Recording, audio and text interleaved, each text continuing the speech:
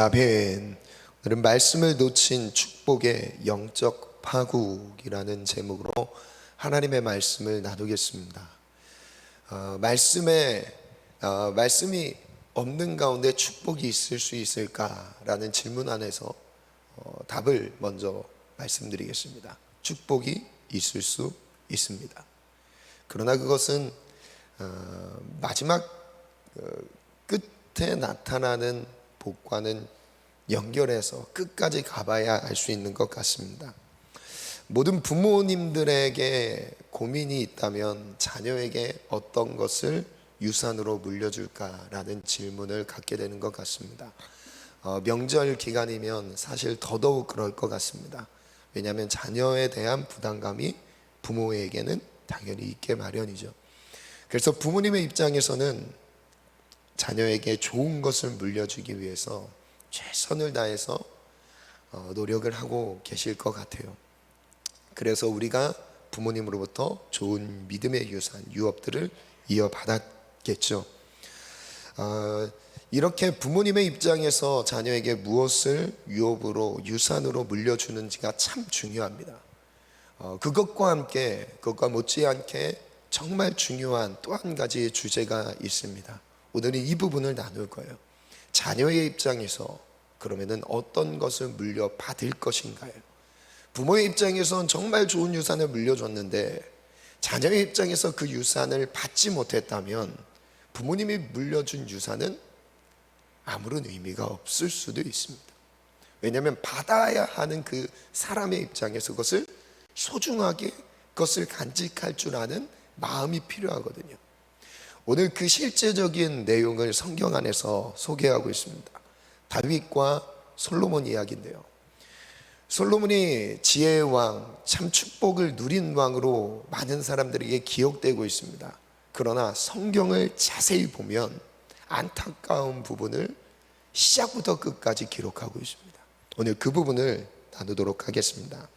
오늘 본문으로 읽었던 말씀 안에서 다윗의 유언의 핵심을, 메시지를 두 가지로 한번 요약해 봤습니다. 띄워주시겠어요? 첫 번째는 힘써 대장부가 되라는 거예요. 그리고 두 번째는 하나님의 명령을 지켜 행하라는 유언을 줬습니다. 다윗이 죽기 전에 솔로몬에게 간곡하게 전해주었던 믿음의 유산이었던 거예요. 그러니까 솔로몬에게 주고자 했던 가장 중요한 그 유산은 눈에 보이는 물질적인 나라가 아니었습니다. 그 어떤 리더십이 아니었어요. 가장 중요했던 것은 오늘 말씀이었어요. 즉 어떤 상황에서도 강하고 담대한 마음으로 하나님의 말씀을 지켜 행하라라는 거였죠. 이 한 문장이면 다윗의 마음, 아버지로서 자녀에게, 살아가는 그 자녀에게 물려주고자 하는 그 핵심 메시지를 한 문장으로 표현할 수 있을 것 같습니다. 다윗이 솔로몬에게 물려주고자 했던 유산은 절대 눈에 보이는 물질적인 유산은 아니었습니다. 단 하나를 강조합니다. 말씀이었어요. 말씀. 인생에 아직 경험해 보지 못한 솔로몬의 입장, 지금까지의 인생은 경험했지만 앞으로 살아가야 될 날이 더 많았던 솔로몬의 입장에서는 지금 다윗이 전해주고 있는 믿음의 유산에 대해서 물론 중요하다라는 얘기는 듣고 있지만 실질적으로 와닿진 않았을 것 같아요. 왜냐하면 눈에 보이는 것들이 많았거든요. 무슨 내용인지는 알았겠지만 그 말씀이 그렇게 중요한가? 아마 귀에 그렇게 마음에 와닿지는 않았을 것 같습니다. 첫 번째 주제인데요. 시작부터 말씀을 놓친 솔로몬. 여러분, 솔로몬 하면 처음부터 지혜를 받아서 쓰임 받았던 것을 대부분 주목을 하는데 성경은 그것만 기록하지는 않고 있습니다. 열왕기상 10장 말씀을 한번 볼게요. 10장 23절부터인데요. 솔로몬은 얼만큼 부귀영화를 누린 왕인가 먼저 한번 소개해 보겠습니다. 23절부터 솔로몬 왕의 재산과 지혜가 세상의 그 어느 왕보다 큰지라 솔로몬이 누린 그 지혜와 재산들 어마어마했죠.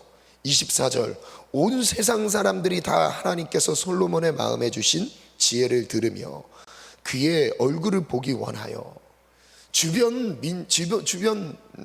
있었던 민족들의 왕들이 찾아와서 솔로몬의 지혜에 감탄할 정도로 솔로몬은 월등했던, 탁월했던 사람이었어요. 그만큼 하나님이 축복해 주셨던 사람이었죠.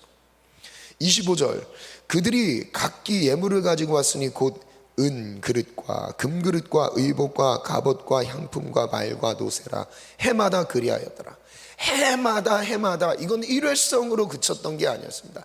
해마다 솔로몬을 통치했던 모든 해마다 솔로몬의 그 영향력이 얼만큼 뛰어났던지 주목을 받았던지 그 나라에서뿐만 아니라 세계적으로 주목을 받았던 사람이었어요. 얼만큼 위대했던 왕인지 아시겠죠? 26절, 솔로몬이 병거와 마병을 모음에 병거가 1400대요 마병이 12,000명이라 병거성에도 두고 예루살렘 왕에게도 두었으며 국방력까지 탄탄했습니다. 다른 민족이 엄습할 수 없을 만큼의 아주 탄탄한 국방력으로 이스라엘 역사상 최대의 영토를 가졌던 왕이 솔로몬이었어요. 27절 같이 한번 읽어볼까요? 시작. 왕이 예루살렘에서 은을 돌같이 흔하게 하고 백향목을 평지의 뽕나무같이 많게 하였더라. 와, 은 값지지 않습니까? 은을 돌같이 흔하게 여길 정도로 부유했던 최고의 경제적 부흥을 누렸던 시기가 언제라고요? 바로 솔로몬 왕 때였어요. 와, 이 백향목마저도 뽕나무같이 많게 여겼더라. 여러분, 이쯤 되면 솔로몬에게 부족한 게 있었습니까? 이 정도 아버지께 물려받은 유산도 있고 이 정도의 또 거기에 더 하나님의 축복을 이어받아서 지혜의 왕이지, 그리고 뭐 부유한 왕이지 부러울 게 하나도 없는 왕이었습니다. 이 모든 것이 하나님께로부터 받았다는 것을 인정한다면 여러분, 정상적인 신앙의 사람이라면 어떤 반응으로 살아가야 될까요? 더욱 아버지 다윗의 유언에 집중해야 되지 않았을까요? 아버지께서 섬겼던 하나님, 다윗이 섬겼던 하나님이 도대체 어떤 분이길래 이거에 대해 그 관심을 가지고 더 귀 기울여서 그거에 집중하면서 앞으로의 인생을 살아가야 되지 않았을까요? 솔로몬처럼 인생을 멋지게 출발하는 사람이 누가 있겠습니까? 제가 몇 가지를 정리해 봤어요. 첫 번째, 태어나 보니 사랑받는 왕자였다. 두 번째, 풍족감 가운데 성장했다. 세 번째, 아버지의 왕위를 계승했다. 네 번째, 국방력을 끌어올려서 이스라엘 역사상 가장 넓은 영토를 차지했다. 다섯 번째, 탁월한 지혜와 외교로 주변 민족으로부터 존경을 받았다. 마지막 여섯 번째, 금이 흔할 정도로 가장 부유했다. 그런데 이것이 하나님의 말씀과 비교해 봤을 때 그냥 시대의 흐름이 아닙니다. 하나님의 말씀에 견줘 봤을 때 옳은 축복이었을까요? 라는 질문이에요. 신명기 17장 말씀을 볼게요. 같이 한번 읽어볼까요? 이것은 신명기는 약속의 땅에 들어가기 전에 하나님께서 이스라엘 백성들에게 어떻게 살아가야 할지에 대한 법령, 법규들을 정리했는데요. 이것이 신명기의 내용은 앞으로 이스라엘 백성들이 살아가야 될 기준이 되는 말씀입니다. 그 내용을 한번 봤을 때 이스라엘 왕이 세워졌을 때 이스라엘 왕은 어떻게 살아가야 되는지를 가르쳐 주세요. 16절부터 말씀 읽어볼게요. 시작. 그는 병마를 많이 두지 말 것이요 병마를 많이 얻으려고 그 백성을 애굽으로 돌아가게 하지 말 것이니 이는 여호와께서 너에게 이르시기를 너희가 이후에는 그 길로 다시 돌아가지 말 것이라 하였음이며. 첫 번째 16절이죠. 병마를 많이 두지 말라고 하셨어요. 17절도 읽어볼까요? 시작. 그에게 아내를 많이 두어 그의 마음이 미혹되지 하게 말 것이며 자기를 위하여 은금을 많이 쌓지 말 것이니라. 그가 왕위에 오르거든 이 율법서의 등사본을 레위 사람 제사장 앞에서 책에 기록하여 평생에 자기 옆에 두고 읽어 그의 하나님 여호와 경외하기를 배우며 이 율법의 모든 말과 이 규례를 지켜 행할 것이라. 이 말씀을 가까이 두고 매일 가까이 두고 말씀대로 살아가라고 말씀하셨어요. 20절 한번 읽어볼까요? 시작. 그래야면 그의 마음이 그의 형제 위에 교만하지 아니하고. 이렇게 했을 때 왕이라고 해도 하나님의 말씀을 가까이 해서 살아갔을 때는 그 마음이 하나님이 아무리 높여준다 할지라도 그 마음이 겸손한 왕이 될 거래요. 사람들 위해 하나님이 뛰어나게 이름을 높이시는 그 왕의 자리에 올라갔을지라도 하나님의 말씀을 가까이 했을 때는 그는 겸손한 마음으로 교만하지 않게 하나님의 뜻을 행하는 자로 세워진다는 거죠. 이 명령에서 떠나 좌로나 우로나 치우치지 아니하리니 이스라엘 중에서 그와 그의 자손이 왕위에 있는 날이 장구하리라. 이스라엘 왕의 규례 핵심 정리를 네 가지로 한번 해봤습니다. 첫 번째, 병마를 많이 두지 말라. 이유가 무엇이죠? 이스라엘 군대는 누가 지켜요? 하나님이 지키세요.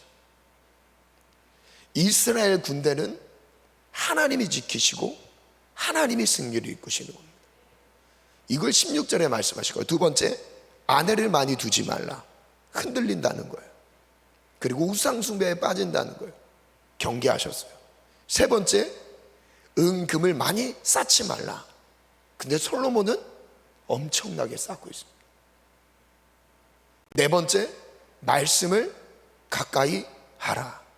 이 앞에 말씀하셨던 이 세 가지가 왕으로서 넘어질 수밖에 없는, 하나님이 보셨을 때 이걸 누렸을 때 넘어진다는 거예요.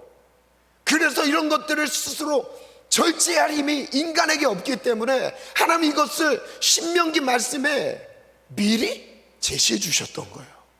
그리고 무엇을 가장 많이 강조했어요? 분량으로 따져봤을 때 16절에서 20절까지의 내용은 거의 5절이죠. 5절에서 네 번째 말씀을 가까이 하라는 내용만 3절로 소개하고 있어요. 18, 19, 20절. 뭘 가장 많이 강조하고 계신 거예요? 말씀을 가까이 하라. 하나님의 말씀을 매일매일 가까이 두고 읽어라. 솔로몬이 이것을 행했어야 돼요. 여러분, 신명기 말씀을 솔로몬이 매일 읽었다면 이스라엘 왕에게 주신 메시지는 그냥 백성들에게 주신 메시지와 달라요. 하나님이 지금 독대해서 자기에게 주시는 1대1의 메시지라고요. 어느 정도로 받아들여야 되죠? 하나님이 지금 나에게 주시는 음성으로 받아들여야 되는 거죠. 대중 가운데 주시는 메시지처럼 받을 것도 아니었어요. 이스라엘 왕이라면 이렇게 살아야 된다. 솔로몬은 시작부터 말씀에서 벗어난 삶이었습니다. 하나님의 말씀 안에서 축복을 받은 것 같은데, 이런 말씀 안에서 보면 축복을 받은 게 아니었다니까요. 하나님으로부터 부귀영화를 누렸습니다. 정작 근본적인 말씀을 놓친 채 누렸다는 거예요. 여러분, 부귀영화를 누릴 수 있어요. 말씀을 놓친 채 누릴 수 있을까요? 누릴 수 있습니다. 하나님의 말씀을 놓친 채 지혜를 얻을 수 있을까요? 얻을 수 있습니다. 말씀을 놓친 채 강성대곳 넓은 영토를 차지할 수 있을까요? 그럴 수 있습니다. 하나님은 지금 솔로몬이 계속 돌아오길 기다리셨어요. 열왕기상 11장 1절부터 3절 말씀을 보니까 솔로몬 왕이 바로의 딸 외에 이방의 많은 여인을 사랑하였으니, 안타까운 장면이죠. 곧 모압과 암몬과 에돔과 시돈과 헷 여인이라. 솔로몬이 왕위, 하나님의 뜻과 하나님의 방법대로 나라를 통치하고 있는데 자기는 통치를 받고 있지는 않습니다. 좀 모순 아닌가요? 하나님의 뜻대로 나라를 통치해야 되는데, 그리고 그것을 실제하면서 부흥을 이루고 있는데 자기의 삶은 하나님의 통치가 없는 형편인 거예요. 2절 여호와께서 일찍이 이 여러 백성에 대하여 이스라엘 자손에게 말씀하시기를 너희는 그들과 서로 통혼하지 말며 그들도 너희와 서로 통혼하지 말게 하라. 그들이 반드시 너희 마음을 돌려 그들의 신들을 따르게 하리라 하셨으나 솔로몬이 그들을 사랑하였더라. 이 사랑하는 감정을 주체할 수 없는 거예요. 여인을 봤을 때 그 아름다움에 매료되는 그 감정을 어떻게 멈출 수가 없었던 거예요. 할 수 없이 했다라고 표현하겠죠. 이건 사랑이라고 표현하겠죠. 그런데 사랑이 아닌 겁니다. 3절 같이 읽어볼까요? 시작. 왕은 후궁이 700명이요 첩이 300명이라 그의 여인들이 왕의 마음을 돌아서게 하였더라. 1000명의 여자를 거느리고 있습니다. 여러분 이게 1년, 2년, 3년, 4년, 5년 정도에 있어서 일어날 수 있는 일입니까? 아니요, 평생의 솔로몬은 이랬어요. 자기 왕의 권위를 가지고 통치를 하면서 이 문제만큼은 항상 타협되어 있는 상태였어요. 하나님으로부터 지혜를 얻었다고 해서 온전했던 것은 아니었습니다. 그렇다고 하나님에 대한 간절함이나 진실함이 이 솔로몬 왕에게 없었다는 게 아니에요. 솔로몬 왕은 하나님 앞에 진심이었어요. 그리고 정직하려고 했어요. 근데 여러분, 진심과 정직하려고 했던 것과 말씀 안에 거는 것과는 다른 차원의 문제입니다. 완전 다른 차원의 문제인 거예요.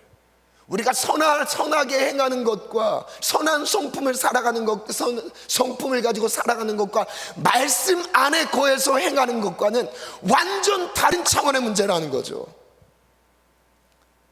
말씀 없이 간절함이 있었습니다.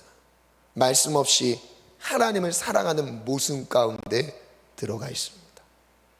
솔로몬은 시작부터 모순적인 신앙을 가지고 있었습니다. 이것을 왜 시작부터 첫 번째 소제목 타이틀을 시작부터 말씀을 놓쳤다라는 표현을 썼냐면요, 이 열왕기상 3장 1절 말씀을 읽어볼게요. 같이 읽어볼까요? 시작. 솔로몬이 애굽의 왕 바로와 더불어 혼인관계를 맺어 그의 딸을 맞이하고 다윗성에 들여다가 두고 자기의 왕궁과 여호와의 성전과 예루살렘 주위의 성의 공사가 끝나기를 기다리니라. 지금 3장 1절의 내용은 솔로몬 왕의 초창기의 모습입니다. 지혜를 받기 전이에요. 그런데 1절 앞부분에 뭐를 소개하고 있냐면 애굽 여인과 통혼관계를 맺고 있는 상황을 보여주고 계십니다. 그러니까 성경은 좋은 면도 보이고 있지만 그 외에 하나님이 놓치지 않고 붙잡아야 될 한 부분도 말씀하고 계신 겁니다. 두 번째 한번 볼게요. 이렇게 말씀을 놓친 신앙, 축복의 영적인 파국이 어떻게 일어나는지 보겠습니다. 열왕기상 11장 4절부터 보겠습니다. 다시 한번 또 읽어볼게요. 솔로몬의 나이가 많아 그의 여인들이 그의 마음을 돌려 다른 신들을 따르게 하였으므로 왕의 마음이 그의 아버지 다윗의 마음과 같지 아니하여 그의 하나님 여호와 앞에 온전하지 못했다. 5절. 이는 시돈 사람의 여신 아스타롯을 따르고 암몬 사람의 가증한 밀금을 따름이라. 6. 솔로몬이 여호와의 눈앞에서 악을 행하여 그의 아버지 다윗이 여호와를 온전히 따르지 아니하고 모압의 가증한 그모스를 위하여 예루살렘 앞 산당을 지었고 또 암몬 자손의 가증한 몰록을 위하여 그와 같이 하였으며 그가 또 그 이방 여인들을 위하여 다 그와 같이 한지라. 그들이 자기의 신들에게 분향하며 제사하였더라. 언제예요? 이때의 시점은 언제죠? 4절에 보니까 솔로몬의 나이가 많아졌을 때, 힘이 빠졌을 때에 자기와 함께하고 있는 여인들이 어떻게 됩니까? 솔로몬의 마음을 돌려서 우상을 섬기게 했죠. 문제가 드러났어요. 후궁과 첩들이 자기 신을 섬기겠다고 조르기 시작합니다. 왜 이 여자에게는 이만한 신상을 세워주고 저에게는 조그만 신상을 세워줍니까? 아마 신상의 크기와 섬세함이 사랑받는 크기이지 않았을까요? 쟤는 더 많이 사랑을 받으니까 쟤의 우상은 더 크게 세워주지 않았을까요? 우상 세우는 경쟁이 막 그 예루살렘 주변에 일어났던 거예요. 성전 주변에서 일어났대요. 그런데 하나님께서 열왕기상 11장 9절 말씀에 이렇게 말씀하셨어요. 함께 읽어볼게요. 시작. 솔로몬이 마음을 돌려 이스라엘의 하나님 여호와를 떠남으로 여호와께서 그에게 진노하시니라. 여호와께서 일찍이 2번이나 그에게 나타나시고 몇 번이나요? 2번이나 나타나셨대요. 이 일이 일어나기 전에 일찍이 2번이나 솔로몬에게 나타나셨다. 그 2번을 좀 이따 다시 한번 말씀 보겠습니다. 10절, 이 일에 대하여 명령하사 다른 신을 따르지 말라 하였으나 그가 여호와의 명령을 지키지 않았으므로. 즉 2번 나타나셔서 말씀하셨던 핵심은 말씀 안에서 무엇이라고 설명하고 계시죠? 하나님의 말씀대로 순종해라, 명령을 따라라, 이 말씀을 주시려고 2번 나타나셨대요. 근데 이 2번 나타나셨던 것을 성경이 기록하고 있어요. 첫 번째 나타나심입니다. 이 첫 번째 나타나심은 성전 건축 이전에 나타나셨어요. 열왕기상 3장 4절에서 5절이죠. 조금 전에 읽었던 그 부분에서 이어지는 내용이에요. 이에 왕이 제사하러 기브온에 가니 지혜를 받는 장면입니다.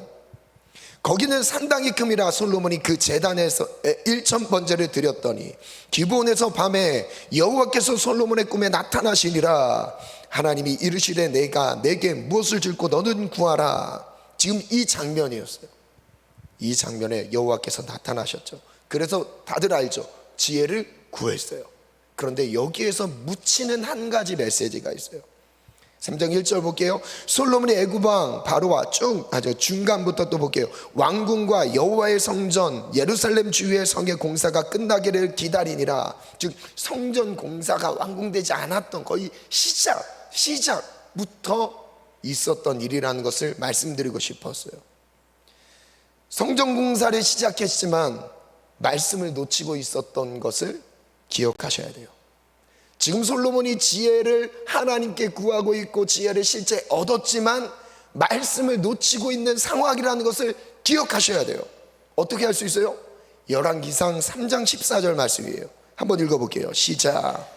내가 만일 내 아버지 다윗이 행함같이 내 길로 행하며 내 법도와 명령을 지키면 내가 또 내 날을 길게 하리라. 하나님께서 이 축복의 말씀, 지혜에 대한 축복의 말씀, 이제 너는 하나님께서 이제 내가 너에게 큰 축복을 줄 거다. 넌 지혜뿐만 아니라 다른 것 구하지 않은 것도 채워줄 거다. 다 약속을 하신 다음에 마지막 부분에 뭐를 강조하셨어요? 말씀에 순종해라. 마지막 부분에 강조하셨던 게 법도와 명령을 지켜 행하면 이었어요. 여호와께서 나타나셨던 이유는 지혜를 주는 것도 중요했어요. 사명을 감당하는 거였기 때문에 지혜를 받는 것 중요했습니다. 그것과 함께 중요했던 그의 존재에 있어서 근본적인 이스라엘 국가로서의 근간이 되는 가장 근본적인 메시지는 무엇이었냐면 그가 말씀 안에서 명령과 법도를 따라 행하는 거였어요. 두 번째 나타나셨을 때로 한번 볼까요? 두 번째 나타나셨을 때는요, 성전 건축 이후입니다. 성전 건축이 다 끝났을 때 한 번 더 나타나세요. 그 성경이 기록하고 있어요. 이 2번 기록, 일찍이 2번 나타나셨다는 말이 바로 이걸 가리키고 있는 거예요. 성전 건축이 완공될 때까지 7년 정도의 시간이 걸렸습니다. 그러면 7년 뒤에 다시 나타났던 거죠. 한번 말씀 볼게요. 9장 1절부터인데요. 함께 읽어볼까요? 시작. 솔로몬이 여호와의 성전과 왕궁 건축하기를 마치며 자기가 이루기를 원하던 모든 것을 마친 때에 다 이루었습니다. 다윗으로부터 인수인계 받은 성전 건축에 대한 모든 재료를 받고 이제 그 건축을 다 이루었어요. 이런 왕이 세상에 어디 있습니까? 하나님의 뜻을 아주 너무 정확하게 다 이루었던 왕이에요. 아주 멋지게 시킨 것 그 이상으로 해냈던 왕이었습니다. 멋지지 않습니까? 그 모든 것을 마쳤을 때에 하나님이 나타나셨어요. 2절, 여호와께서 전에 기브온에서 나타나신 같이 다시 솔로몬에게 나타나사 또다시 나타나셨어요. 그런데 이 나타나심은 이전의 나타나심과 메시지가 좀 달라요. 시작부터 끝까지 한 가지만 전하고 있습니다. 읽어볼까요? 시작. 여호와께서 그에게 이르시되 내 기도와 내가 내 앞에서 간구한 바를 내가 들었은즉 나는 내가 건축한 이 성전을 거룩하게 구별하여 내 이름을 영원히 그곳에 두며 내 눈길과 내 마음이 항상 거기에 있으리니. 약속을 하셨죠? 이제 본격적으로 4절부터 메시지가 나옵니다. 시작. 9절까지 읽을게요. 시작.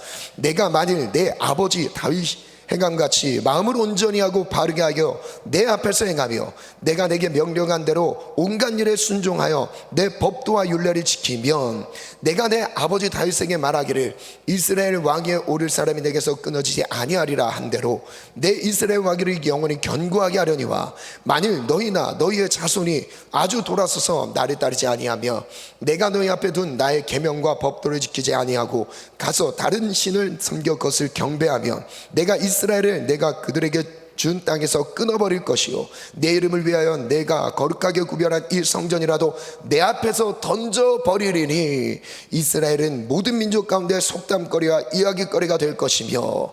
잘 보세요. 7절 말씀에 보면 이 솔로몬이 왕이 되자마자 했던 일이 성전 건축이거든요.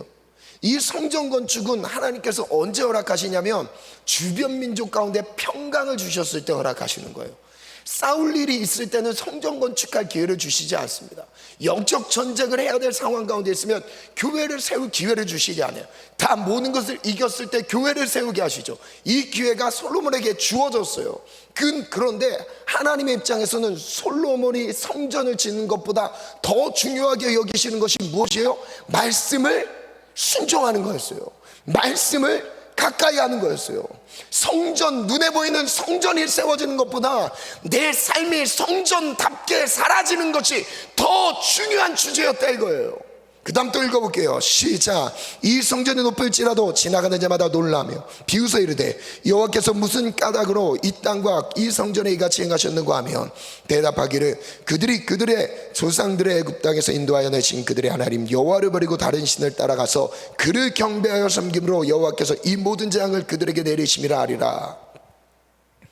하나님은 솔로몬의 헌신을 기뻐하시게 하셨습니다. 싫었던 게 아니었어요. 헌신으로 세워진 성전에 대해 기뻐하신 것은 맞습니다. 그런데 성전도 중요했지만 그보다 더 중요한 게 있었어요. 그게 하나님의 말씀이었어요. 말씀을 가까이 하는 거였어요. 말씀을 가까이 하면서 순종하는 삶이었어요. 여러분, 내가 지금 교회를 위해, 교회를 세우기에 헌신하고 교회에 헌신하기 위해 뛰어들고 내가 많은 어떤 직분, 장로든 권사든 안수집사든 집사든 어떤 직분을 맡고 행하는 것보다 더 중요한 것이 있습니다. 그것이 바로 무엇이냐면 하나님의 말씀을 가까이 하는 삶인 거예요. 하나님 말씀을 붙잡은 삶이라는 거예요. 말씀 없는 삶은 무너질 수밖에 없어요. 그 말씀 때문에 얻어야 되는 하나님이 보이지 않는 축복들도 있겠죠. 성전은 하나님의 말씀에 순종하기 위해 존재하는 거예요. 성전이라는 것은 하나님이 함께 하신다는 것을 눈에 보여주시면서 그것을 더 느낄 수 있도록 깨닫게 하시기 위해 주신 것이죠. 성전 자체가 본질은 아닌 거였어요. 하나님이 본질이시죠. 말씀이 본질이시죠. 성전이 말씀보다 앞설 수는 없습니다. 성전을 세우는 것보다 말씀을 내 삶에 세우는 것보다 앞세울 수 없습니다. 마지막 결론을 제가 글로 정리해봤습니다. 반주 준비해 주시고요. 말씀을 놓친 축복, 제가 솔로몬의 입장에서 한번 회고를 적어왔습니다. 과거를 돌아보면서 마지막 죽음을 앞뒀을 때 이런 마음이지 않았을까요? 말씀을 놓친 축복, 역설입니다. 좋은 것 같은데 말씀을 놓치고 있는 것. 말씀을 놓쳤으나 간절한, 반주 바로 해주세요. 말씀을 놓쳤으나 간절한 기도를 드릴 수 있는가? 그럴 수 있습니다. 우물가의 여인처럼 난 구했네. 여러분, 그 간절한 기도 당연히 있을 수 있죠. 그것은 일시적인 응답은 얻을 수 있습니다. 그러나 지속적인 주님과의 동행과 관계는 세워지지 않아요.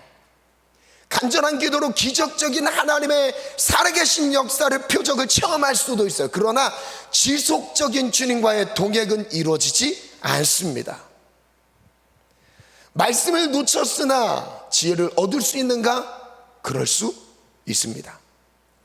말씀을 놓쳤으나 성전 건축의 쓰임을 받을 수 있는가? 그럴 수 있습니다. 말씀을 놓쳤으나 헌신할 수 있는가? 그럴 수 있습니다. 말씀을 놓쳤으나 성전 기도의 약속을 받을 수 있는가? 그럴 수 있습니다. 지금 솔로몬의 역사 가운데서 있었던 모든 일들, 그 상황에서 그럴 수도 있겠지로 넘어갔던 것들을 말하는 거였어요. 말씀을 놓쳤으나 부귀영화를 누릴 수 있는가? 그럴 수 있습니다. 말씀을 놓쳤으나 강성대국을 이룰 수 있는가? 이룰 수 있습니다. 말씀을 놓쳤으나 태평천하를 누릴 수 있는가? 그럴 수 있습니다. 말씀을 놓쳤어도 아무런 문제가 없었습니다. 정말 그래도 되는 줄 알았습니다. 여러분, 지속적으로 매일 말씀을 가까이 하면서 사는 삶이 내 삶의 루틴으로 잡혀있지 않으면 말씀 없어도 주님이 지켜주시는데요. 말씀이 없어도 내 삶 큰 문제 일어나지 않았는데요. 계속 말씀에 대한 절대성을 내 삶에서 간과해버려요. 등한시 여겨요. 말씀을 보지 않아도 하나님의 축복을 볼 수 있었습니다. 말씀을 따르지 않아도 하나님의 축복이 따랐습니다. 이게 솔로몬의 삶이었어요. 시작부터 그랬어요. 정말 그래도 되는 줄 알았습니다. 이제 다시 돌이키기에는 이미 너무 많은 시간이 지났습니다. 이전에는 저는 이 다음 문장부터는 정말 무섭더라고요. 이전에는 축복을 누리느라 말씀을 붙잡을 시간이 없었지만 지금은 재앙을 피하느라 말씀을 붙잡을 시간이 없게 되었습니다. 이전엔 주님이 주시는 축복이 너무 많았어요. 주님이 주셨다고 생각했어요. 그 지혜를 얻을 수 있는 게 절제할 수 없이 너무 많아. 관리하느라고요. 그건 누리느라고요. 그 문부 얼마나 많았습니까? 각 나라마다 나라에게 찾아오는 사람 얼마나 많았습니까? 그 시간에 뭐 해야 돼요? 말씀 봐야 돼요. 누릴 시간에 하나님 말씀 앞에 먼저 섰어야 됐어요. 매일매일 그렇게 살지 않았어도 큰 문제가 솔로몬의 자신의 삶 속에 나타나지 않았어요. 그러니까 문제가 되지 않았던 거예요. 처음에는 말씀을 붙잡을 시간이 없을 만큼 축복 가운데 있는 줄 알았는데 시간이 지나 보니까 이제 인생이 꺾이고 시간이 지나 보니까 말씀을 떠난 것에 대한 열매로 재앙이 찾아오기 시작하네요. 이게 솔로몬의 인생이었어요. 마지막 솔로몬이 하나님께서 대적들을 일으키시는데 11장 이후의 내용을 한번 오늘 읽어보시기 바랍니다. 하나님이 대적들을 일으키세요. 정신없이 싸우기 시작합니다. 이제 주체할 수 없을 만큼 내면 안에 있던 우상들이 밖으로 세워졌어요. 이제 이것이 하나님 앞에 문제가 되기 시작해요. 처음도 문제였지만 하나님이 끊임없이 기회를 주셨죠. 돌아와라, 말씀으로 돌아와라, 말씀으로 돌아와라. 일찍이 2번이나 나타나셨대요. 신비로운 체험까지 주셨대요. 2번이나. 근데 돌이키지 않았던 거였어요. 저희의 인생을 통해 말씀이 없는 축복은 재앙이라는 것을 가르쳐 주십니다. 여러분, 말씀이 없는 가운데 누리는 축복은 재앙이 될 수 있습니다. 아니, 재앙이에요. 지금은 축복처럼 보여도 이후에 말씀 없이 걸어온 모든 삶은 재앙입니다. 재앙입니다. 하나님의 말씀 안에서 누리는 축복이 되기를 축원합니다. 아멘. 오늘 말씀을 기억하면서 기도합시다. 하나님, 말씀의 우선순위를 놓치지 않게 도와주시옵소서. 이번 말씀 PT 사역을 통해 하나님 잃어버렸던 말씀이 내 삶에 회복되게 도와주시옵소서. 우리 다 같이 주님 세 번 잡고 기도합니다. 주여,